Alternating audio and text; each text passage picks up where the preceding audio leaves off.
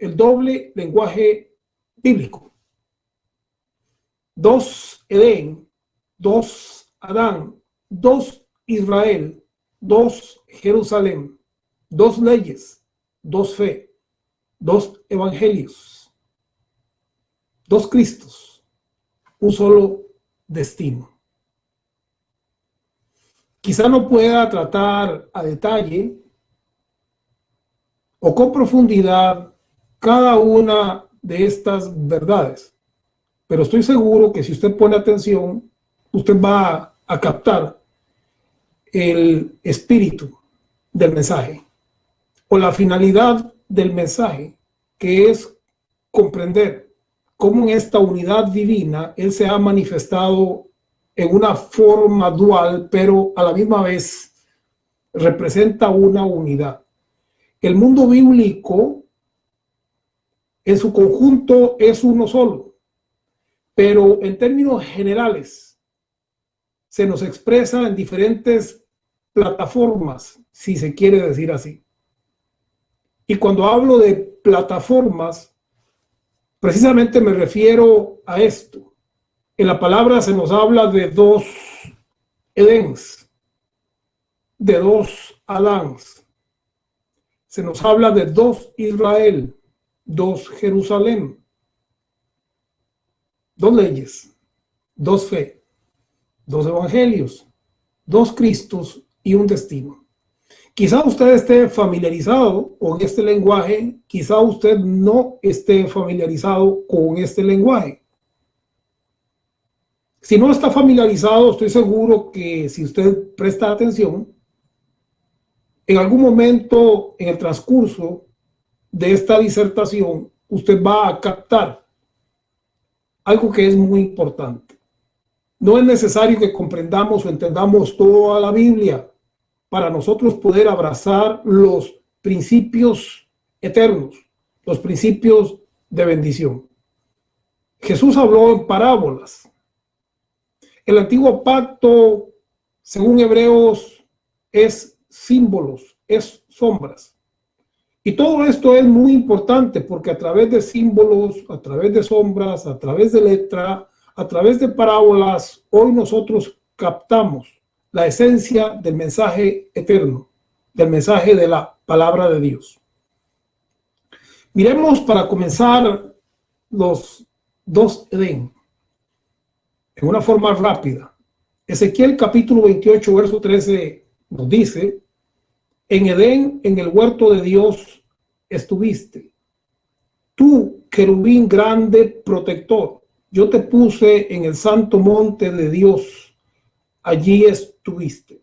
Todos nosotros, creo yo, hemos mirado este pasaje bíblico y hemos visto que en este Edén fue creado este querubín grande protector, que el día que fue creado hubo fiesta, que se le dio un traje de todo tipo de perlas preciosas y que a causa de su hermosura, dice, te corrompiste.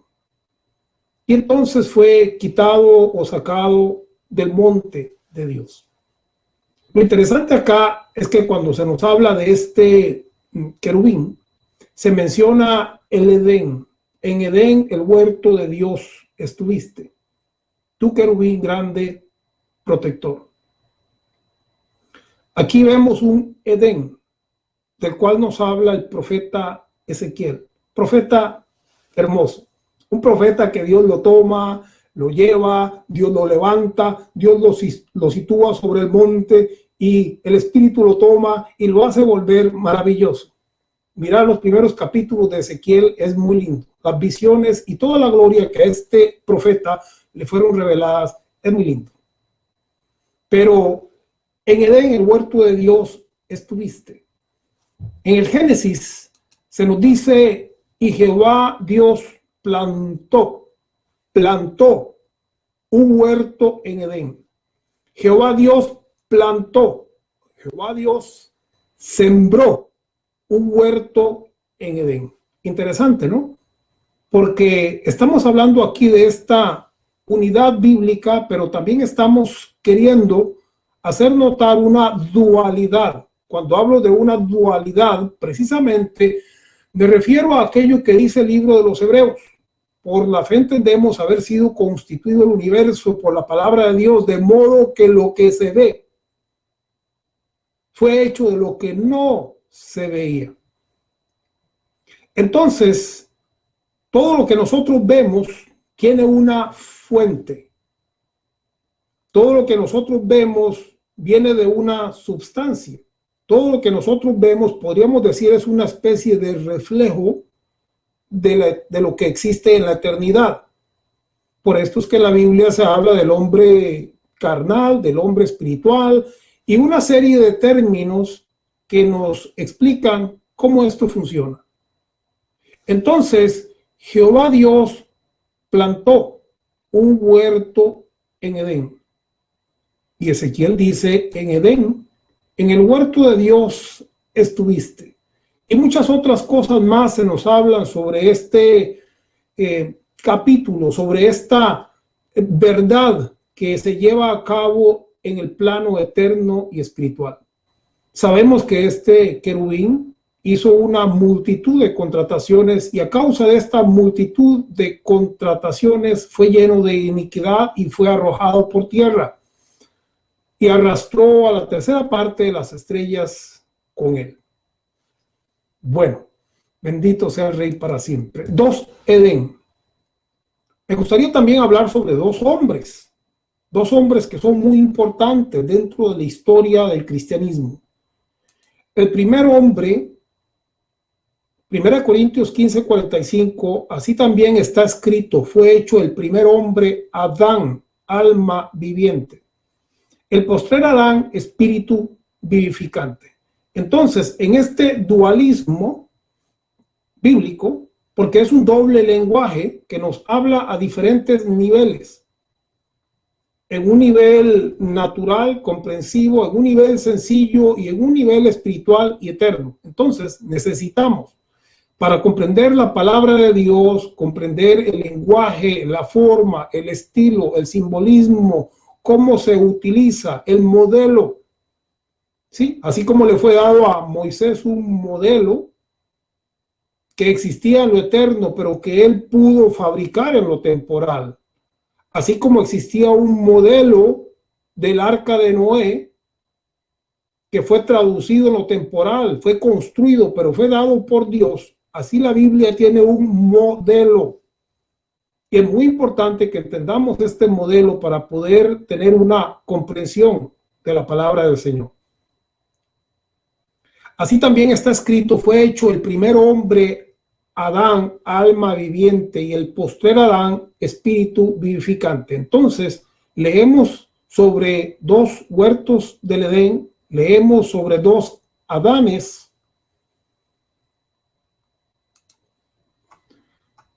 Primera Tesalonicenses 5:23 dice, y todo vuestro ser, espíritu, alma y cuerpo sea guardado irreprensiblemente.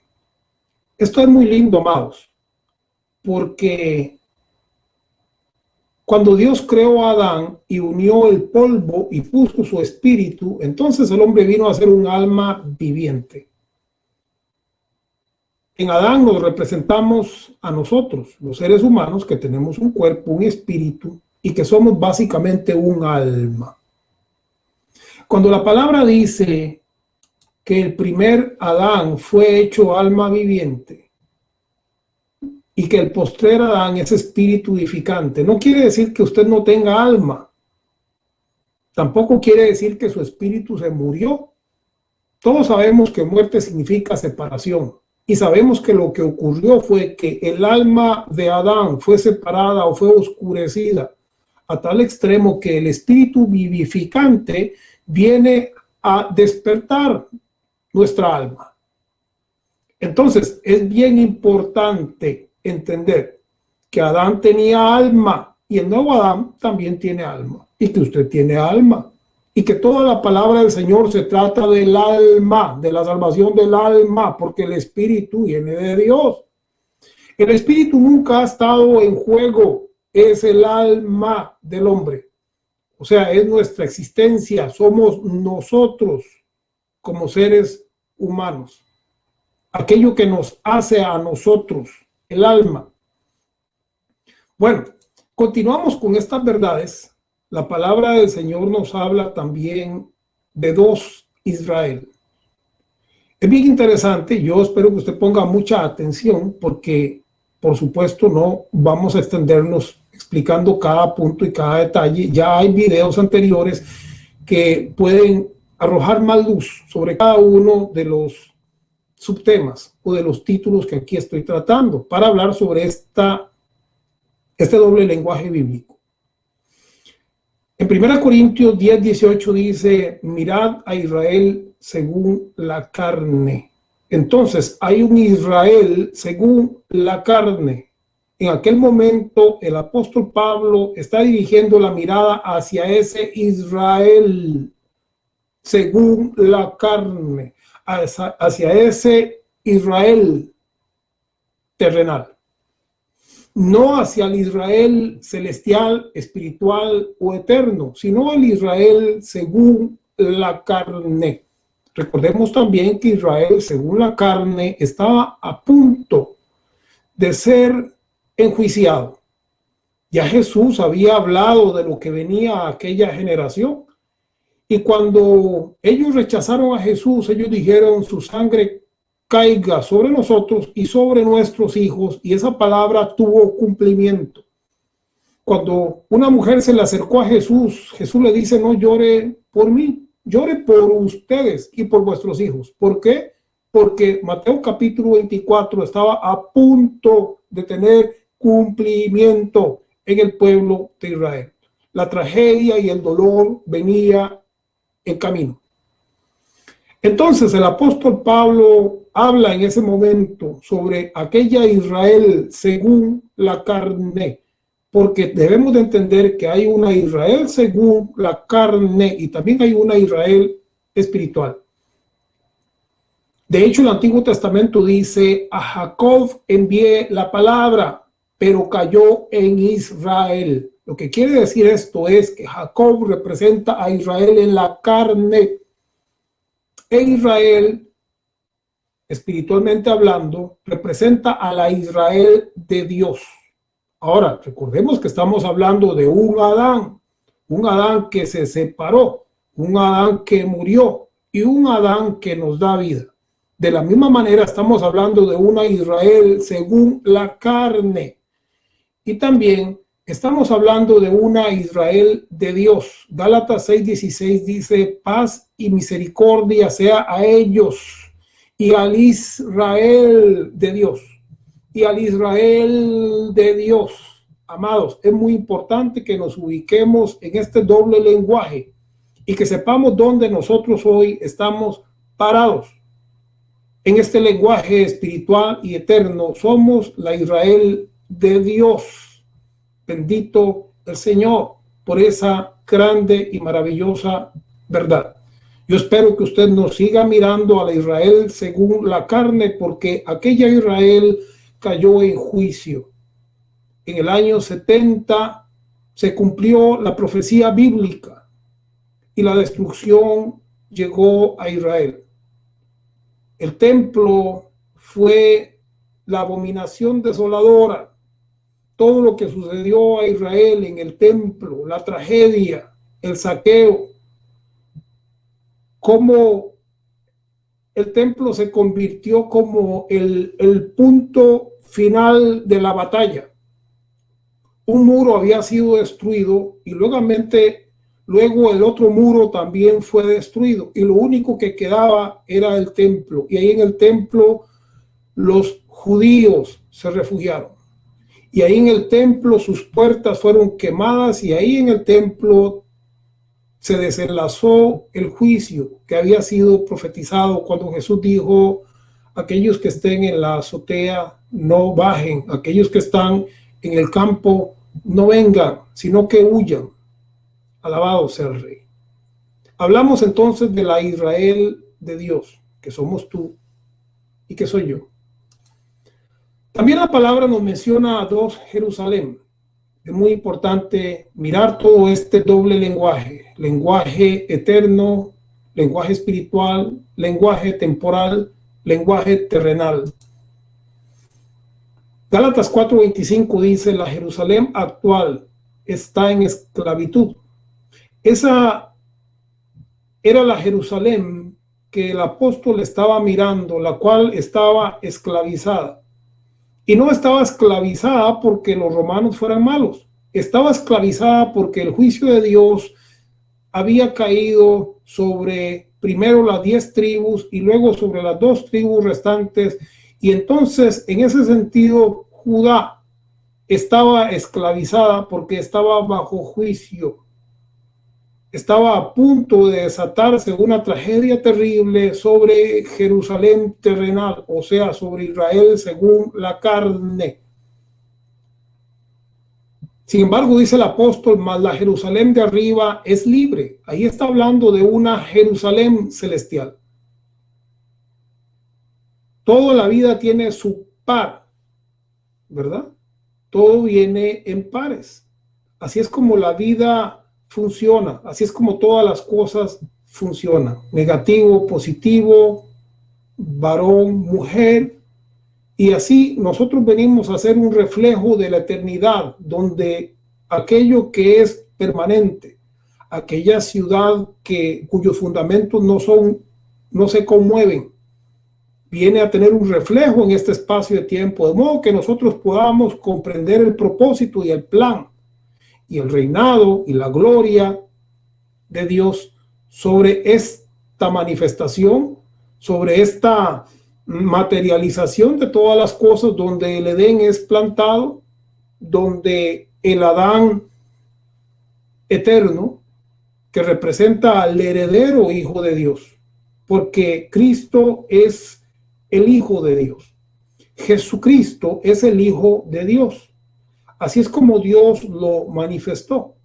Es Jesús, un nuevo Adán que viene a la tierra y que hereda todas las cosas que el primer Adán no pudo conquistar.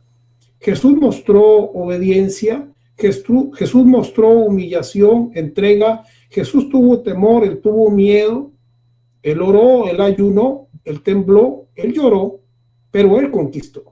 Y por esto dice la palabra que a él le fue dado un nombre que es sobre todo nombre, en el cual toda rodilla ha de doblarse y toda lengua ha de confesar que Jesucristo es el Señor, para la gloria del Padre. En Jesús tenemos la imagen y semejanza de Dios, el Hijo heredero. Entonces, amados, hablamos de la Jerusalén de aquel tiempo, alrededor del año 65, a la cual se estaba refiriendo el apóstol, y de la Jerusalén de arriba, la eterna, la celestial. En esta forma de pares o de doble lenguaje, podemos también mirar sobre la ley. La ley es un tema que a mucha gente le gusta, le encanta. Y en Romanos dice: porque la ley del Espíritu de vida en Cristo Jesús me ha librado de la ley del pecado y de la muerte. Así como un Adán nos lleva a otro Adán, así como una Israel nos revela a otra Israel, así como una Jerusalén nos muestra una Jerusalén libre, de la misma manera una ley que fue dada en medio del temor, el miedo, porque Israel temblaba, porque la tierra era conmovida, el monte temblaba, Israel también, porque había relámpagos, porque todo aquel escenario era un escenario de terror y de temor. El pueblo temblaba y todo lo que Moisés les decía, ellos decían amén, porque ni siquiera estaban conscientes de lo que estaba pasando. Pero aquella ley tenía un propósito, y esa ley nos trae a otra ley. La nueva ley es la ley del Espíritu de vida en Cristo Jesús.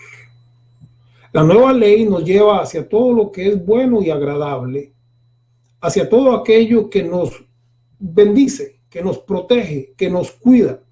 O sea, esta es la ley de vida. Y en esta ley de vida aprendemos todas aquellas cosas, aprendemos a discernir todas aquellas cosas que pueden destruir, que pueden comprometer, que pueden llevarnos a la perdición. Entonces, esta es una ley gloriosa. ¿Sí? Aquí no estamos para condenar al primer Adán. No, Dios lo puso ahí con un propósito, para que se manifestara un segundo Adán y pudiéramos comprender su plan.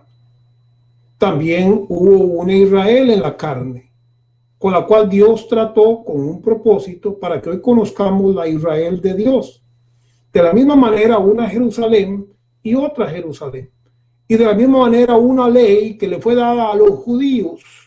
Fue un pacto con Israel según la carne, porque este pacto hablaba de obras y hablaba de sacrificios de carne, de animales. Pero todo esto era un simbolismo que nos trae a lo que hoy nosotros tenemos en la ley del Espíritu de vida en Cristo Jesús, el cual nos ha librado de la ley del pecado y de la muerte. También podemos contemplar en este doble lenguaje la doble fe, porque es muy importante que entendamos el lenguaje bíblico.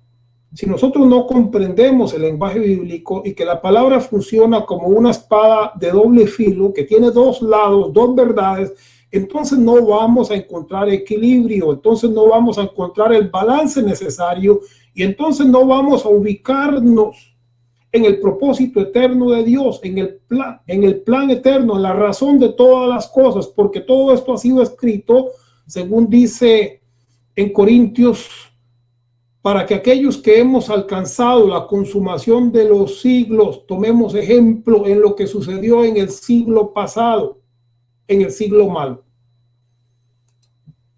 Gálatas 3:23 dice: antes que viniese la fe, estábamos confinados bajo la ley, encerrados para aquella fe que iba a ser revelada. Entonces entendemos que había una fe que iba a ser revelada. Entendemos que había una fe que iba a ser manifestada.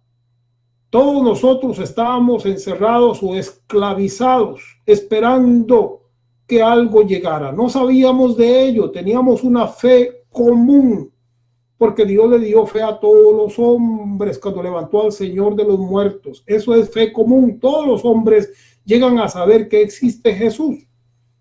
¿Sí? Cuando yo estuve en Turquía y en los diferentes países, a Jesús se le conoce en todo el mundo de una u otra manera. Algunos lo conocen como profeta, otros como hijo de Dios, otros como Dios, pero a Jesús se le conoce. Todos los hombres tienen alguna forma de fe a través de Jesucristo. Pero había una fe especial que estaba por ser revelada. Gálatas 2:16 dice: sabiendo que el hombre no es justificado por las obras de la ley, sino por la fe, escuche, sino por la fe de Jesucristo. Aquí ya no estamos hablando de la fe en Jesucristo, sino estamos hablando de la fe de Jesucristo. Y cuando hablamos de la fe de Jesucristo, estamos hablando de aquello que el apóstol Pablo dijo: no vivo yo, mas Cristo vive en mí. Y lo que vivo en este cuerpo o en esta carne, lo vivo en la fe del Hijo de Dios. La fe del Hijo de Dios. Entonces tenemos dos fe. La fe que iba a ser revelada. Sobre este tema, también se nos dice en Romanos, porque en el Evangelio la justicia de Dios se revela por fe y para fe. Entonces, una fe produce otra fe. Esto es lo importante, que nosotros podamos comprender estas verdades maravillosas. Sabiendo que el hombre no es justificado por las obras de la ley, sino por la fe de Jesucristo, dice en Gálatas. Entonces ya no se trata de que yo tengo mucha fe, yo me sé toda la Biblia, yo me conozco toda la palabra. Y entonces la fe ha crecido porque yo me he ganado todo ese conocimiento adquirido a través del duro estudio de la palabra. Bueno, resulta que el apóstol Pablo dice: si alguno quiere ser sabio, hágase ignorante. ¿Por qué? Porque al fin y al cabo, lo que justifica aquí es la fe de Jesucristo. Por eso dice la palabra que Jesús ha sido hecho para nosotros justicia, sabiduría, justificación, redención. Él significa todas las cosas cuando nosotros lo conocemos y comprendemos la palabra y el significado espiritual que tiene la palabra. Hoy es acerca de la fe de Jesucristo. Mucha gente pretende alcanzar recompensas a través de la fe en, pero por la fe en, ni siquiera Abraham tuvo de qué gloriarse por sus obras. Por eso la palabra explica en una y en otro lugar que se trata de la justicia de Dios, la justicia que viene por la fe de nuestro Señor. ¿Por qué? Porque la fe de es Cristo mismo. Por eso la palabra habla del espíritu de fe y habla del espíritu de Cristo. Porque ese es Dios mismo. De igual manera que la gracia es el espíritu de gracia, dice Hebreos. La gracia no es un conjunto de letras, de doctrinas o de conocimiento. La gracia es el espíritu de Dios. Y quien desecha la gracia, ¿desecha qué? Desecha también, como dice Hebreos, hace deshonra al espíritu de gracia. Quien desecha la gracia está desechando a Dios mismo. ¿Y saben ustedes qué significa blasfemar contra el espíritu? Según los teólogos, blasfemar contra el espíritu significa rechazar al espíritu, rechazar la salvación una y otra vez. Por eso dice Hebreos que cuanta mayor castigo pensamos que merezcan aquellos que hacen deshonra al espíritu de gracia. Entonces esto no es una doctrina de hombres. Debemos nosotros de comprender y poner atención que el espíritu de gracia es Dios mismo, de la misma manera que la fe es Dios mismo. Por eso dice entonces, no vivo yo, mas Cristo vive en mí. Y lo que vivo en el cuerpo lo vivo en la fe del Hijo de Dios. ¿Por qué? Porque la fe de Dios es la que creó todas las cosas. Por la fe dice, todas las cosas fueron creadas, de modo que lo que se ve fue hecho de lo que no se veía. Y en Colosenses habla de que Cristo es el sustentador de todas las cosas y que todas las cosas por Él y para Él fueron creadas. Lo mismo que dice Juan, que por el verbo fueron creadas todas las cosas y todas las cosas se sustentan en Él. Entonces la fe y el verbo, la fe y Cristo vienen a ser el mismo, el Hijo heredero, cabeza de la nueva creación. Es muy importante que nosotros comprendamos que hoy no estamos dependiendo de la fe del hombre, sino de la fe viva del Dios, porque Él es el creador y consumador de la fe. Él inició esta nueva fe. ¿Cuál fe? Aquella fe que estábamos esperando, pero antes que viniese la fe estábamos confinados bajo la ley, encerrados para aquella fe que iba a ser revelada. Bendito Señor para siempre. Hablemos de los dos evangelios, porque es importante hablar de los dos evangelios. El apóstol Pablo, llamado apóstol de la gracia, nos habla del evangelio que él recibió. Y Pablo en Gálatas capítulo 1, verso 1 dice, Pablo, apóstol, no de hombres ni por hombre, escuche, sino por Jesucristo y por Dios el Padre que lo resucitó de los muertos. O sea, él dice, yo soy apóstol de Jesucristo. De Jesucristo, el cual fue resucitado por el Padre. No soy apóstol de hombre alguno, ¿verdad? Sino de Jesucristo resucitado. Entiendas aquí el principio que él aplica. Él está basando su evangelio a Jesucristo resucitado. Luego sigue diciendo en Gálatas, pero de los que tenían reputación de ser algo, lo que hayan sido en otro tiempo, nada me importa. A mí, pues, los de reputación, nada nuevo me comunicaron. El apóstol Pablo se encuentra con los discípulos o apóstoles del Señor Jesús. Y cuando él habla con ellos, dice, no hay nada nuevo. ¿Por qué? Porque todo lo que ellos habían aprendido tenía que ver con la ley, tenía que ver con el pueblo de Israel, con Israel según la carne. Y a ellos se les ordenó precisamente sino id antes a las ovejas perdidas de la casa de Israel. A ellos se les ordenó precisamente, déjenme ver, a estos 12 envió Jesús y les dio instrucciones diciendo: por camino de gentiles no vayáis y en ciudad de samaritanos no entréis.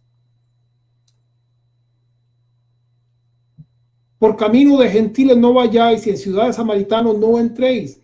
Jesús había venido a cumplir el propósito de Dios sobre Israel. ¿Cuál era el propósito? Bueno, el propósito era que le negaran. ¿Sí? Cuando él multiplicó los panes, los judíos querían hacerle rey y dice que él salió de entre ellos y se ocultó. Porque su propósito no era reinar sobre una nación, su propósito iba más allá. Su propósito era ser el principio de una nueva creación eterna y espiritual, también reflejada y manifestada en el día de hoy, porque el reino de Dios está entre vosotros, dijo Jesús, porque el reino de Dios está aquí, porque por él nos ha venido el reino. Pero cuando Jesús vino a predicar, él traía el mensaje del cumplimiento hacia la nación de Israel según la carne. Entonces él les dice: no entren por camino de gentiles ni por ciudades samaritanos, sino ir antes a las ovejas perdidas de la casa de Israel. Entonces, hablando sobre los dos evangelios, precisamente mencionamos que el apóstol Pablo recibe un evangelio de Jesucristo y de este resucitado. Y no solamente eso, sino que él dice: cuando yo me comuniqué con los apóstoles, con los de reputación, cuando él se entrevistó con Pablo, Jacobo, con Santiago, dice que ellos nada nuevo le enseñaron. ¿Sí? No había nada nuevo. Porque Pablo, siendo fariseo de fariseos y siendo educado a los pies del gran maestro Gamaliel, conocía la ley y el cumplimiento era noticia pasada, en la consumación en la cruz. Y por aquello de las dudas, en la consumación de los siglos, también en el año 70, había una doble confirmación del cumplimiento de la palabra profética. Entonces, lo nuevo vendría a través de la revelación del evangelio de la gracia. Es muy importante que nosotros nos ubiquemos y entendamos entonces, cuando hablamos de dos huertos del Edén, cuando hablamos de dos Adán, cuando hablamos de dos Jerusalén, cuando hablamos de dos Israel, y ahora que estamos hablando precisamente de dos evangelios, que nos ubiquemos en el contexto bíblico, de modo que entendamos cuál ha sido el propósito de Dios a la hora de hacer las cosas del modo que Él las ha hecho. Porque un evangelio que viene a ser de bendición y de luz y de claridad para uno, viene a ser de confusión y oscuridad para otros. Refiriéndose a este evangelio, Pablo le dice a los corintios: porque si viene alguno predicando a otro Jesús que el que os hemos predicado, u otro evangelio que el que habéis aceptado, bien lo toleráis. Había un evangelio para los judíos y había un evangelio para los gentiles. El evangelio para los judíos tenía su cumplimiento total. Cuando Jesús se levantó a leer el libro de Isaías que le fue dado en el templo, en la sinagoga, él se levantó y dijo: hoy esta palabra se ha cumplido ante vosotros. Porque él leyó en Isaías acerca del jubileo, acerca de la liberación total, acerca del cumplimiento profético y de la palabra, y los ojos de todos estaban sobre él. Y entonces él le dice: esto se ha cumplido hoy ante ustedes. Por supuesto que ese hoy tenía una aplicación espiritual, porque se cumplió ahí cuando él se levantó y leyó lo que ya estaba profetizado que él haría, que era precisamente hablar de esa palabra en ese lugar.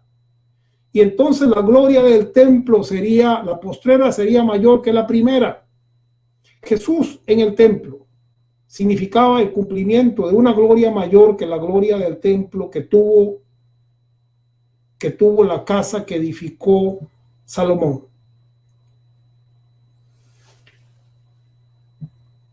Entonces, el apóstol, cuando habla con los enviados de Jacobo, dice: antes, por el contrario, como vieron que me había sido encomendado el evangelio de la incircuncisión, como a Pedro el de la circuncisión. El evangelio para Israel, o la palabra para Israel, el antiguo pacto y el cumplimiento era específico para Israel, igual que los mandamientos y la ley. Nosotros hemos entrado hoy a un nuevo pacto que tiene mejores bases, mejores promesas, promesas eternas. Ya no dependemos de la fe en, como dice Habacuc, el justo por su fe vivirá. Ahora la palabra dice que el justo por la fe, no por su fe, sino por la fe. ¿Cuál fe? La fe que viene del autor y consumador de la fe, puesto los ojos de Jesús, el autor y consumador de la fe. Pero aquí estamos hablando de quién. Estamos hablando, por supuesto, de Jesucristo resucitado, que es del cual el apóstol Pablo dice que ha recibido su evangelio. Y cuando se comunicó con nosotros, dice: nada nuevo me dijeron. No había nada nuevo. Lo nuevo venía después de la revelación.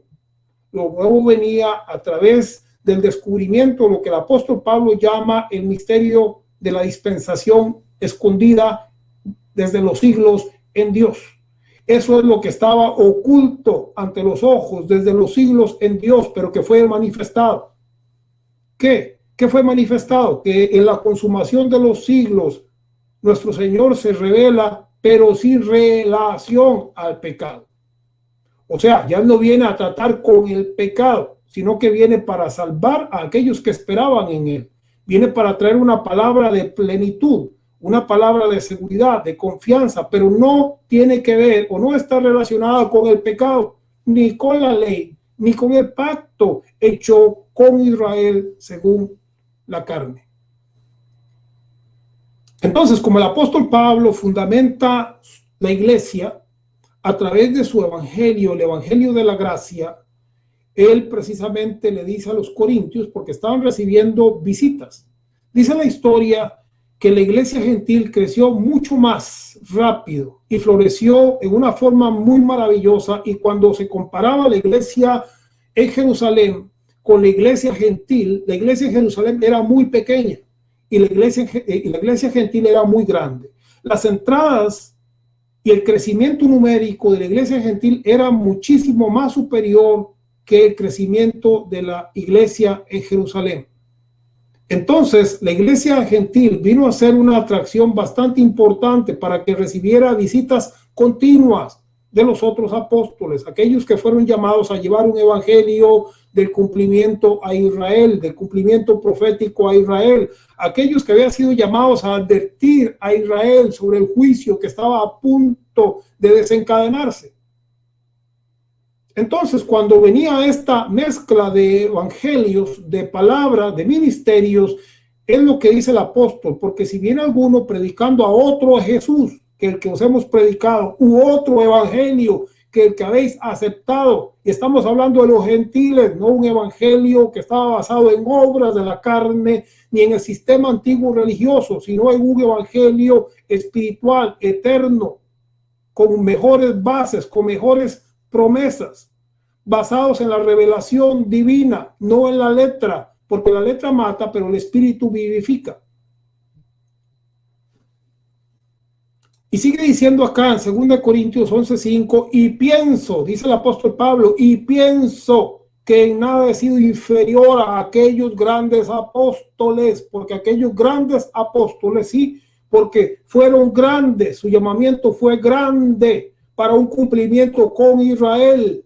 Por camino de gentiles no vayáis, ¿sí? Ni por aldea de samaritanos. Era la palabra de cumplimiento para la Israel según la carne. Y aquí había una mezcla.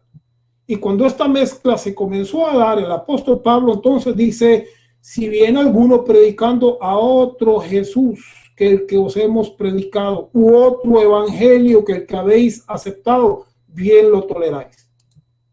y pienso que en nada he sido inferior a aquellos grandes apóstoles. Por esto dice acá, en Romanos 7:4, así también vosotros, hermanos míos, habéis muerto a la ley. Recuerda que ahora estamos bajo la ley del Espíritu de vida, Romanos 8:2, que nos liberó de la ley del pecado y de la muerte. Así también vosotros, hermanos míos, habéis muerto a la ley mediante el cuerpo de Cristo. ¿Sí? Unos fueron unidos a una ley eternamente, como un matrimonio que era inseparable.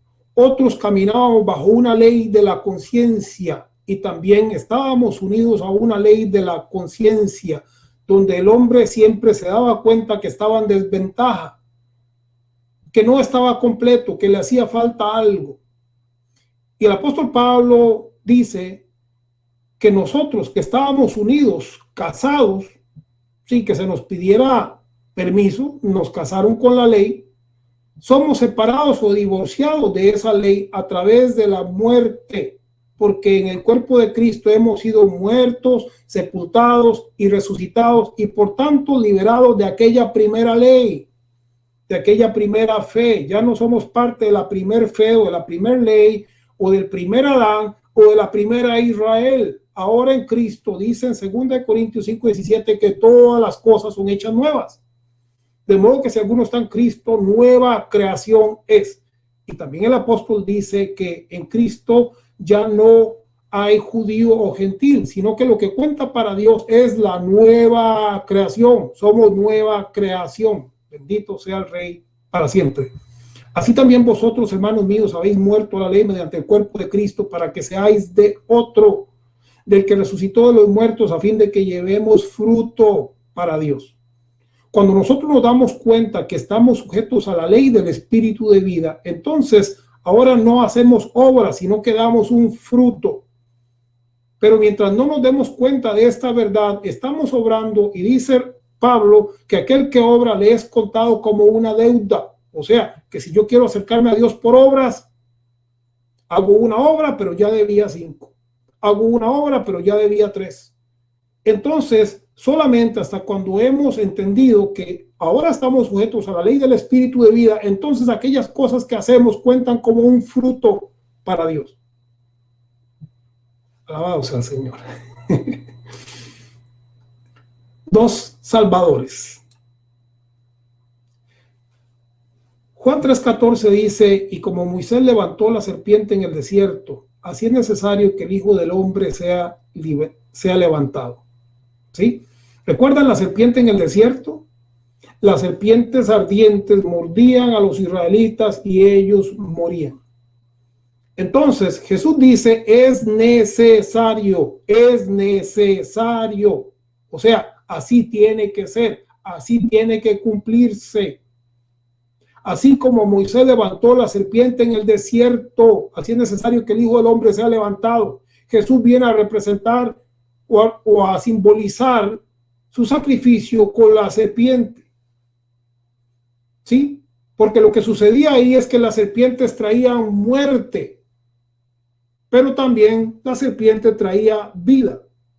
Entonces era necesario que en el cumplimiento profético Jesús fuera levantado en la cruz.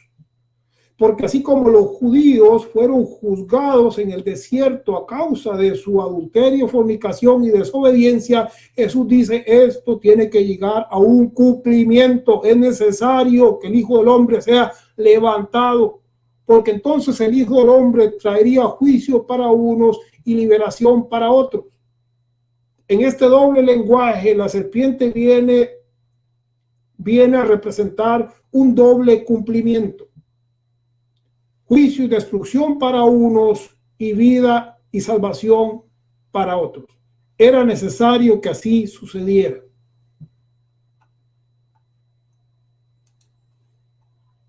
Hablemos también de la conciencia, ya para ir finalizando. 2 dimensiones de conciencia.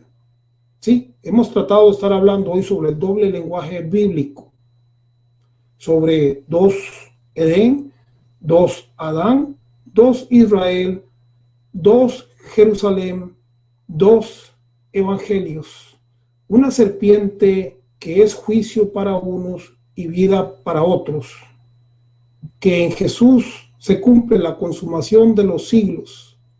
Espiritualmente ahí tiene cumplimiento y materialmente eso llega a una conclusión en el año 70.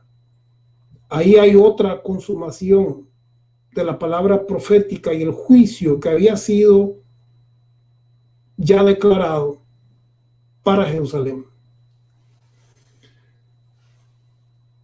Primera de Corintios, capítulo 1, verso 2, en este lenguaje dice: a los santificados en Cristo Jesús, llamados a ser santos. Son muchos los creyentes que hoy no terminan de entender lo que la palabra significa relación y lo que la palabra significa posición. En mi relación con Dios, yo soy llamado a dar fruto, o sea, a ser santo, a mejorar, a ser guiado por la ley del espíritu de vida. Eso es en mi relación o en mi comunión diaria. Pero en lo posicional y en lo eterno, yo fui santificado en Cristo Jesús. Es muy importante comprender esta verdad o estas verdades de modo que podamos tener equilibrio, podamos tener balance. Si usted se va a un lado y dice, no, es que yo siempre he sido santo, yo no soy pecador, oiga, no se engañe a sí mismo. Somos seres humanos. Y pecado significa errar al blanco. Cada día nos perfeccionamos, cada día nos santificamos. Cada día todo ser humano quiere mejorar porque nadie quiere ir peor, todo el mundo quiere ir mejor.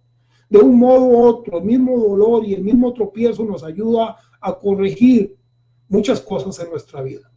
Entonces, somos llamados a ser santos, pero fuimos santificados. En el lenguaje espiritual y en el lenguaje eterno, fuimos santificados. Y a la vez somos llamados a ser santos. Hebreos capítulo 10, verso 14 dice, porque con una sola ofrenda hizo perfectos para siempre a los santificados. Entonces, ¿cómo somos nosotros posicional y eternamente hablando ante los ojos de Dios? Somos perfectos. ¿Sí? Perfectos. Y dice perfectos para siempre. Yo fui santificado y soy perfecto ante los ojos de Dios para siempre. Esta es una verdad eterna, pero a la misma vez es una verdad gloriosa que no debe de cegarme de tal manera que yo no comprenda o no mantenga un equilibrio y un balance. Si ciertamente soy perfecto, claro. Pero el apóstol Pablo también dice perfeccionando la santidad en el temor de Dios. ¿De qué estamos hablando aquí? Del doble lenguaje. Algunos, cuando leen algo que no les gusta mucho, dicen es que el apóstol Pablo ahí todavía no, ¿verdad? Ese día no andaba muy espiritual, ese día amaneció mal, y entonces pues escribió cosas que no iban conforme a la revelación. Y es que la revelación, amados, dice a los santificados llamados a ser santos. Es que la revelación dice que yo soy perfecto, pero que también me perfecciono día a día en el temor de Dios. Ahora, ¿de qué está hablando aquí la palabra? Está hablando de la ley, de la causa y el efecto.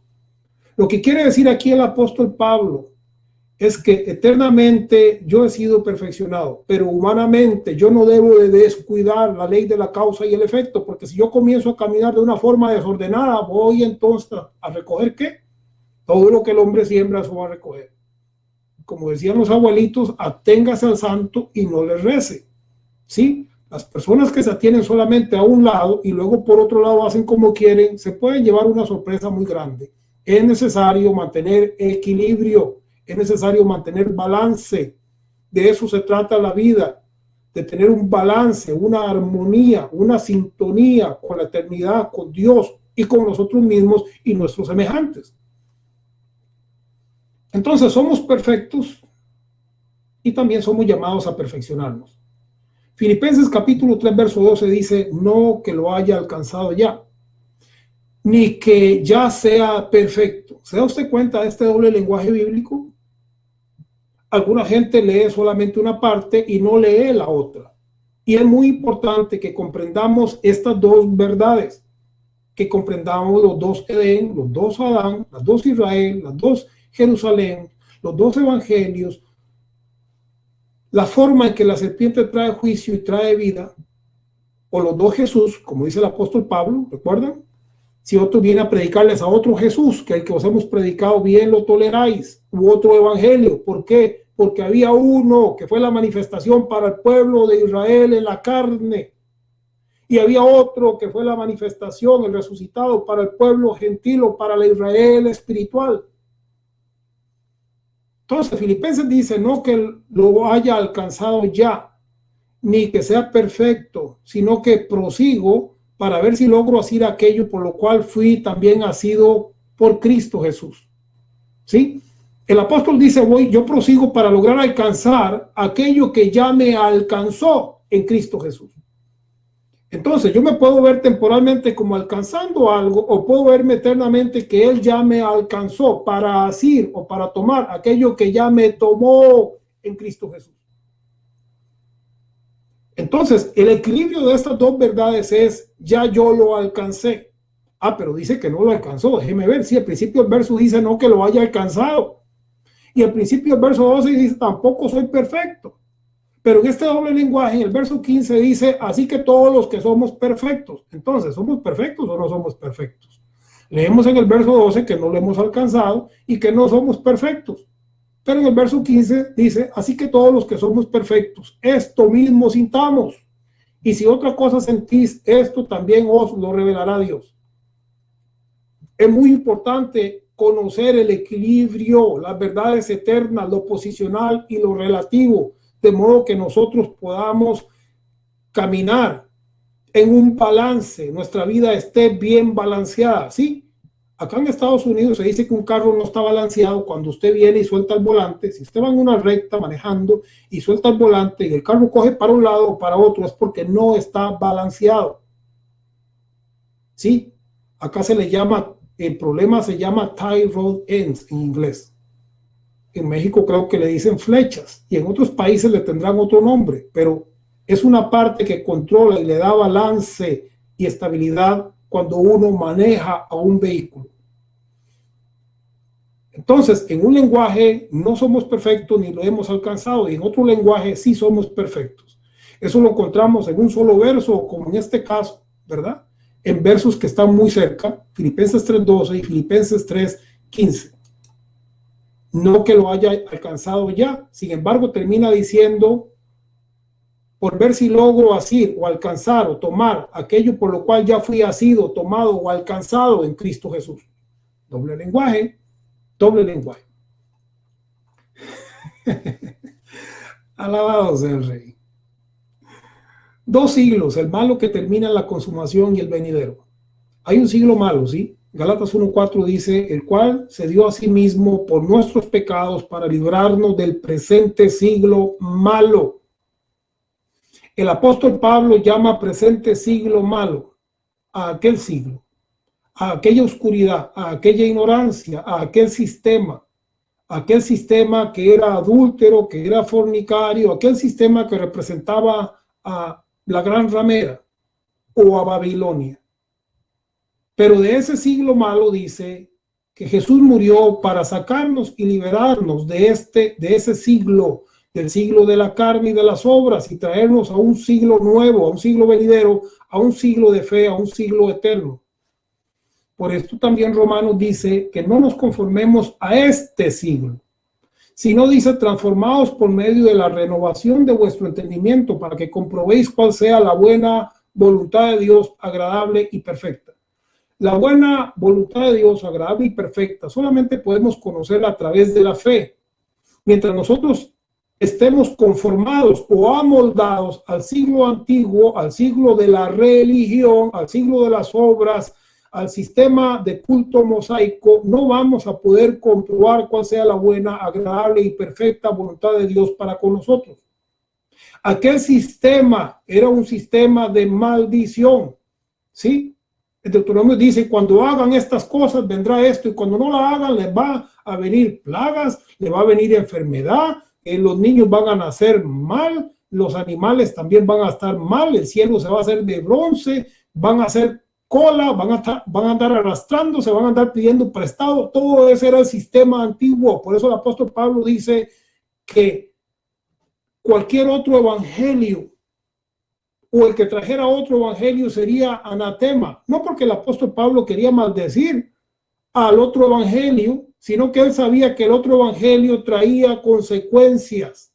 No era el evangelio de la libertad, ni de la bendición, ni de la reconciliación o restauración. El primer evangelio eran las noticias de fe, pero también de cumplimiento. Ahí terminaría la consumación de los siglos en la cruz y sería sellada en el año 70. El Apocalipsis venía sobre el pueblo de Israel. Por eso a Juan se le dice, escribe las cosas que van a suceder pronto, porque ya estaban a punto de suceder. ¿Sí? Todo lo que es el Nuevo Testamento relacionado con Pedro y todos los apóstoles de Jesús, ellos decían el Señor viene pronto, porque ellos entendían y se les había explicado muy bien: algunos de vosotros no gustarán la muerte hasta que esto acontezca.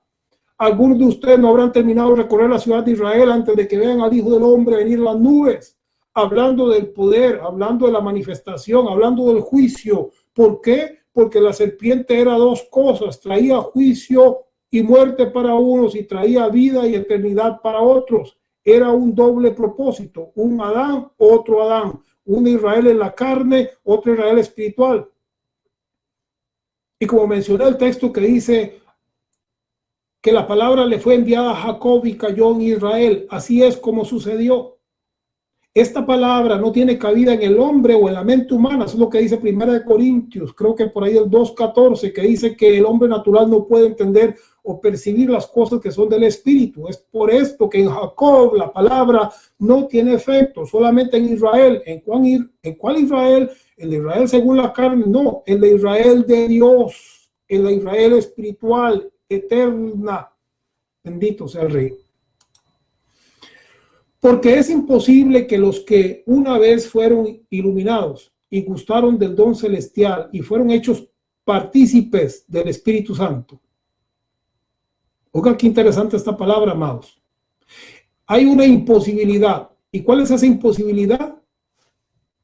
Que aquel que fue renovado una vez vuelva a ser renovado. Cuando una persona es alumbrada una vez. Después de esto ya no queda, dice Hebreos, más sacrificio. Si la persona sigue haciendo desobediencia porque en su mente no ha terminado de creerle a Dios, entonces ya no queda más sacrificio. A esto se le llama los que pecan voluntariamente. Sí, porque el pecado fue quitado del mundo. Juan dice el Cordero de Dios que quita el pecado del mundo en un día. Pero aquellos que pecan voluntariamente son ¿qué? Son la tierra que bebe muchas veces el agua y no producen hierba, o sea, no funcionan. Son tierra, pero no dan fruto, no funcionan para nada, más que para ser quemada. Sigue diciendo acá los versos que siguen. Entonces es muy importante que entendamos que el hombre es renovado una vez y después de esto ya no hay más renovación. La puerta se abre una vez. Fuimos iluminados una vez, se nos ha sido manifestada la verdad de Dios una vez, y a partir de ahí entonces de nosotros depende lo que nosotros produzcamos o no produzcamos. Esto es lo que dice el libro a los Hebreos, porque es imposible que los que una vez fueron iluminados y gustaron del don celestial y fueron hechos partícipes del Espíritu Santo y asimismo gustaron de la buena palabra y los poderes del siglo venidero.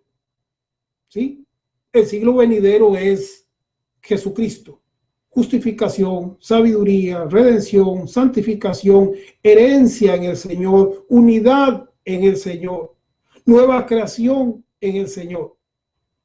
Es el partícipe de la fe que estaba para ser revelada. Pero aquellos que fueron renovados una vez y fueron iluminados y gustaron del don celestial y fueron hechos partícipes del Espíritu Santo y también gustaron de la buena palabra de Dios y los poderes del siglo venidero, los poderes que están para ser manifestados después de la consumación, el siglo de la fe, el siglo eterno de Dios. Verso 6, y recayeron, ¿sí? Estos que fueron nombrados e iluminados y recayeron, dice, es imposible, ¿qué? Es imposible que sean otra vez renovados para arrepentimiento. El arrepentimiento fue una vez cuando conocimos a Jesús en pecado. Pero cuando conocemos al Señor en la consumación de los siglos, ya no en pecado. Ahí es cuando entramos a la renovación de la mente y comprobamos cuál es la buena y agradable voluntad de Dios para con nosotros. Pero aquellos que fueron renovados, es imposible, dice, que sean renovados otra vez. ¿Por qué? Porque cuando yo no me apego a la eternidad, a la luz, al siglo de la fe, al siglo venidero, entonces voy a estar crucificando de nuevo para sí mismo al Hijo de Dios y exponiéndolo a vituperio. El sacrificio de Jesús se entiende de muchas maneras. El sacrificio de Jesús fue la piel que el Señor le dio a Adán para que cubriera su desnudez. Por eso Apocalipsis dice que el cordero que fue inmolado desde el principio del mundo. El sacrificio de Jesús se entiende hace 2000 años en la cruz.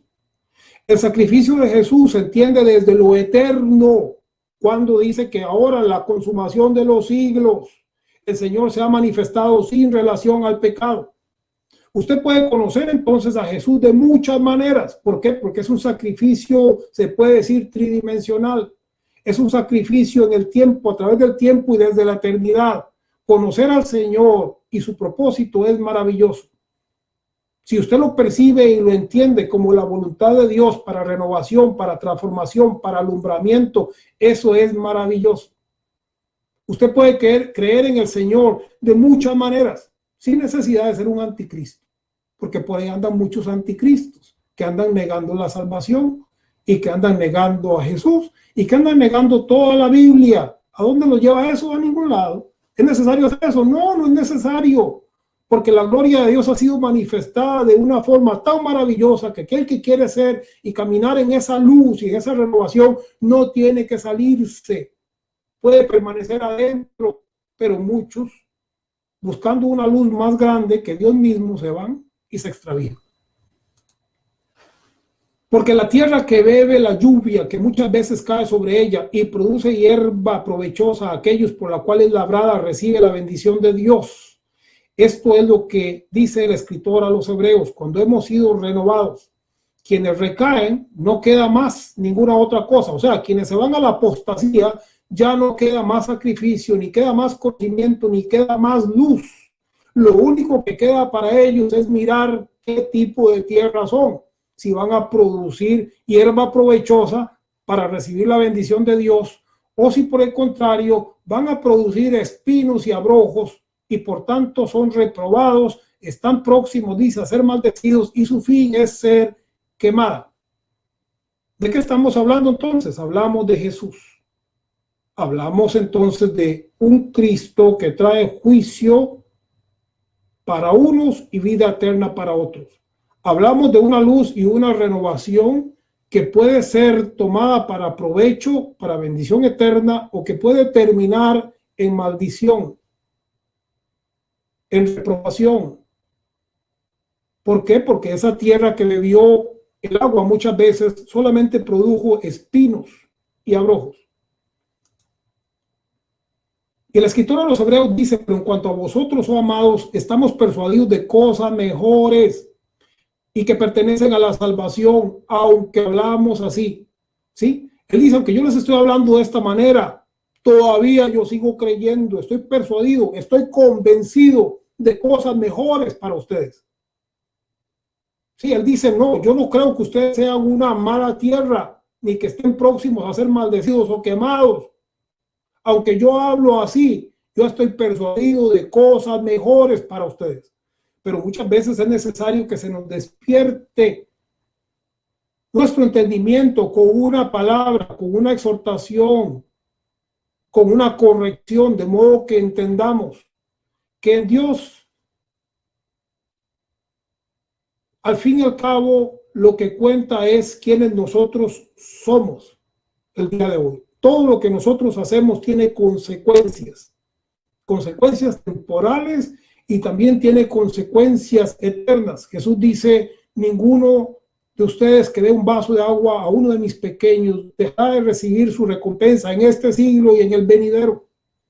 Todo lo que nosotros hacemos en la ley de la causa y el efecto tiene consecuencias. Unas cosas se queman y entonces dice el apóstol en 1 Corintios 3 que a quienes se le queman las obras sufren una grande pérdida. Y nosotros, amados, no estamos para perder, estamos para ganar en el Señor, estamos para conquistar en el Señor, estamos para caminar en vida, en plenitud, en salvación, en eternidad, con los poderes del nuevo siglo, del siglo venidero, sin caer en maldición. Bebemos agua, entonces somos una buena tierra. Somos una tierra que es bien alimentada, entonces damos un fruto para Dios. Génesis 1:12 dice, semilla según su naturaleza, semilla según su género. Esa es la primera ley que Dios ha puesto sobre este planeta Tierra. Y es que cada semilla produzca según su naturaleza y cada semilla produzca según su género. Todos sabemos que si usted planta una semilla de tomate no va a tener un árbol de naranjas. Entonces debemos de entender esta gran verdad, que según nuestra naturaleza debemos de crecer, debemos de producir. Algunos son tierra mala, otros son tierra buena, no lo sabremos, dice. Al final el fruto de cada uno, y cuando hablo fruto no estoy hablando de fruto para salvación plena, estoy hablando de que sí, fuimos todos salvos, salvación mínima. Él es el salvador de todos los hombres, dice la Biblia, mayormente de los que creen. Él vino a salvar a toda la humanidad y rescatar a toda su humanidad. Pero dentro de esa salvación, dice el apóstol Pablo, hay cuerpos celestiales y cuerpos terrenales, pero una es la gloria de los celestiales y otra la de los terrenales. ¿Sí? Porque lo que es nacido de carne, carne es, y lo que es nacido del espíritu, espíritu es. En la casa de mi Padre muchas moradas hay. Lo que dice Jesús es que lo que nace de carne se queda en la carne. Lo que nace del espíritu, espíritu es. Lo que nace de la carne se queda en la tierra, porque la tierra le fue dada a los hombres. Pero lo que nace del espíritu es trasladado a la nueva Jerusalén, al gobierno y reino de Dios sobre la tierra. Entonces, cada semilla según su género, cada semilla según su naturaleza, lo que es de la carne, carne es, y lo que es del espíritu, espíritu es.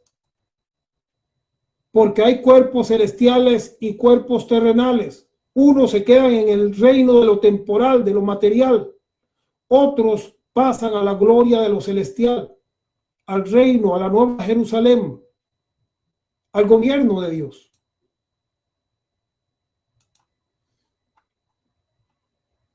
Primera de Corintios 15:41, una es la gloria del sol, otra la gloria de la luna y otra la gloria de las estrellas. Pues una estrella es diferente de otra en gloria. El creyente cree que una vez que partimos de este cuerpo todos vamos para el mismo lugar. Y no es así. Necesitamos entender. Por eso Jesús dijo, en la casa de mi Padre muchas moradas hay. No, no todas son iguales.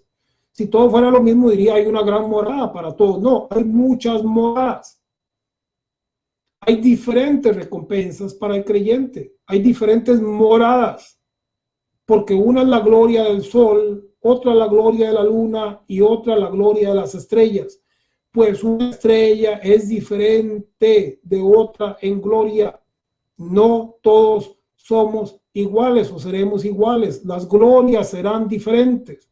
Y es muy importante que nosotros entendamos estas verdades eternas y espirituales, de modo que podamos comprender posicional y eternamente dónde estamos y hacia dónde vamos una vez que partimos de este cuerpo. Hay diferentes glorias y hay diferentes moradas. Como dice el escritor a los hebreos, aunque os hablo así, estoy persuadido de cosas mejores.